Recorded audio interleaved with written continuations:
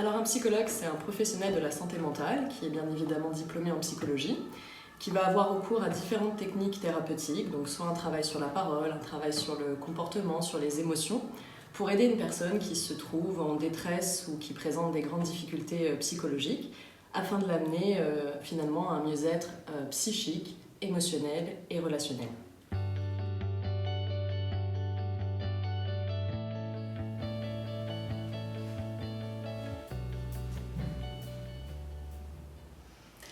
Alors un psychologue a fait 5 années d'études de psychologie à l'université. À la fin de son parcours, il obtient le titre de psychologue. Il peut alors commencer une activité professionnelle. Il peut aussi s'orienter vers un doctorat, ce qui lui rajoute 3 années supplémentaires d'études, où à la fin il obtient le titre de docteur de psychologie.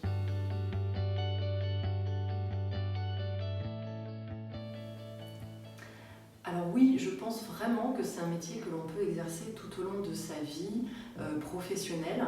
D'abord parce que c'est un métier très riche, passionnant, où on apprend énormément et où on se bonifie sans doute aussi avec le temps, avec l'expérience, avec la rencontre des patients. On devient aussi psychologue grâce à nos patients et c'est aussi un métier dans lequel on peut exercer à plein d'endroits différents. Classiquement, on connaît le cabinet du psychologue, comme vous pouvez le voir ici, mais c'est aussi un métier qui s'exerce sur le terrain, auprès des personnes. Par exemple, au moment des très grandes crises, au moment des attentats, les psys sont sur le terrain, ils sont auprès des gens. Et puis, on peut les rencontrer aussi en entreprise. Voilà, donc c'est un métier qui s'exerce de plein de manières différentes. Il y en a d'autres après qui se tournent aussi vers la transmission, en écrivant des livres, en faisant des conférences, en partageant finalement leurs connaissances pour que finalement le plus grand nombre les connaissent et puissent les utiliser dans leur vie. Voilà, donc un métier qui s'exerce tout au long de la vie, je crois.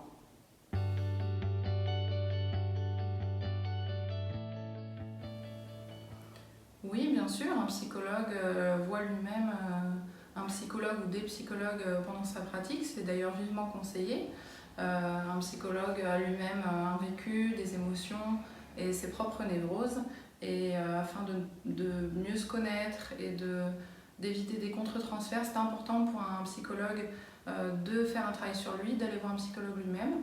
Donc nous-mêmes, toutes les semaines ou tous les mois, on est aussi à la place du patient.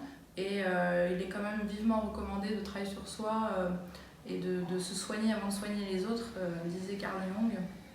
Donc oui, c'est important pour se protéger soi-même et protéger ses patients de faire un travail sur soi.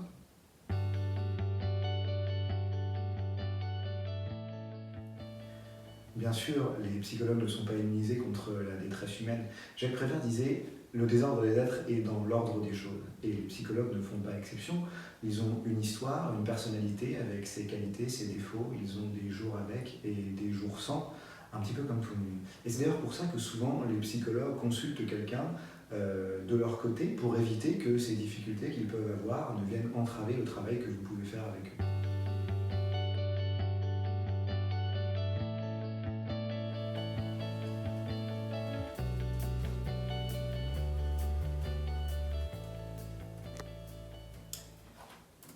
Donc en général, on va aller voir un psychologue quand on présente en fait une certaine souffrance psychique. Ça peut être lié à différents types de problématiques. Donc soit on a un problème bien identifié, par exemple une phobie, des troubles anxieux, une dépression, soit des problèmes relationnels, par exemple on est dans une relation toxique, ou encore on fait face à des événements de vie plutôt difficiles, donc un deuil, la maladie, un licenciement, une séparation.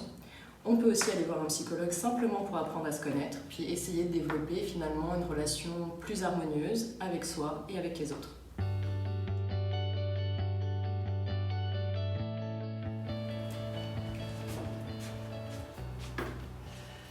Alors c'est vrai qu'entre psychiatre, psychologue, psychothérapeute, psychanalyste, c'est difficile de s'y retrouver.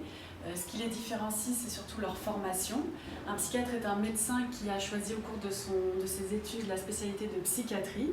C'est le seul psy qui est autorisé à délivrer des médicaments car c'est un médecin. Un psychologue, lui, a suivi 5 années de formation de psychologie à l'université. Son diplôme est reconnu et protégé par l'État. Les psychothérapeutes, eux, ont suivi des formation de thérapie qui utilise des outils validés par la science, comme les thérapies cognitivo-comportementales, les thérapies d'acceptation et d'engagement, la thérapie des schémas. Ils obtiennent à la fin de leur formation le titre de psychothérapeute. Les psychanalystes, eux, font partie d'une école de psychanalyse où ils sont supervisés par un membre de leur école et ont suivi au minimum 7 années de psychanalyse. Il est fréquent que les psychanalystes aient initialement suivi une formation en médecine ou en psychologie.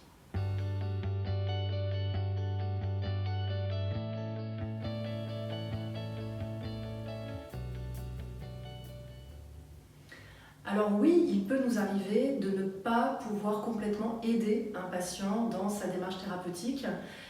Pourquoi ? Parce qu'il y a une co-responsabilité dans cette démarche, la nôtre bien sûr, qui est d'ailleurs d'aider le patient à prendre sa pleine responsabilité, c'est-à-dire à reprendre son habilité à répondre aux situations qu'il rencontre.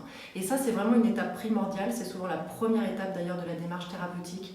Et il arrive que certains patients ne dépassent pas en fait cette étape de la plainte, malgré notre aide, et ne parviennent pas en fait à reprendre leur pleine responsabilité. Et dans ce cas-là, en effet, on a du mal à les aider à aller plus loin.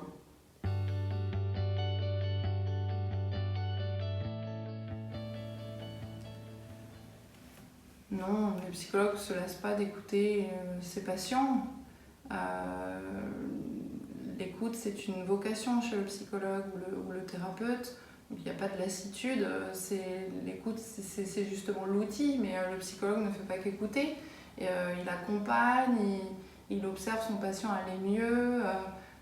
Dans le partage, dans la thérapie, il se passe beaucoup de choses par l'écoute. Et là où un patient se connaît mieux, avance, va mieux, trouve du sens à sa vie, il n'y a pas de lassitude. Un psychologue a besoin, comme tous les métiers, de couper, de partir en vacances, ça c'est très important. Mais non, un psychologue ne se laisse pas d'écouter les autres.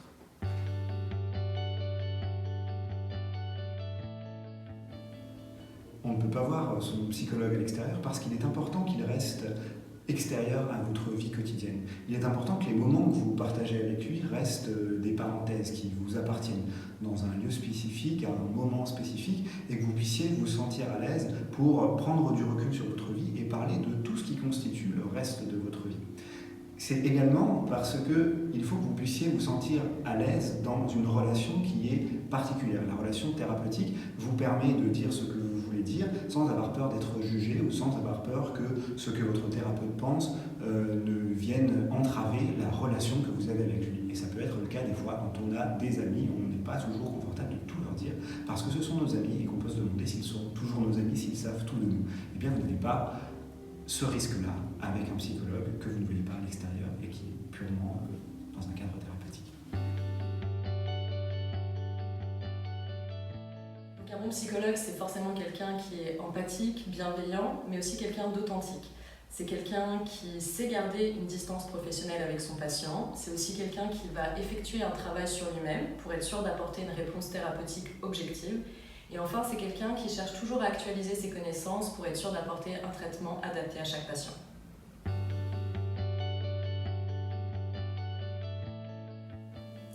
Alors oui, c'est vrai que parfois un psychologue peut se sentir incompétent face à une situation clinique difficile. La nature humaine est si riche et complexe que parfois le thérapeute peut se trouver dans une impasse pour aider son patient. Et pour pallier à cela, les thérapeutes mettent en place ce que l'on appelle des supervisions entre collègues, c'est-à-dire un travail collaboratif où les professionnels s'aident à trouver des solutions pour aider le thérapeute qui ensuite aidera son patient en consultation.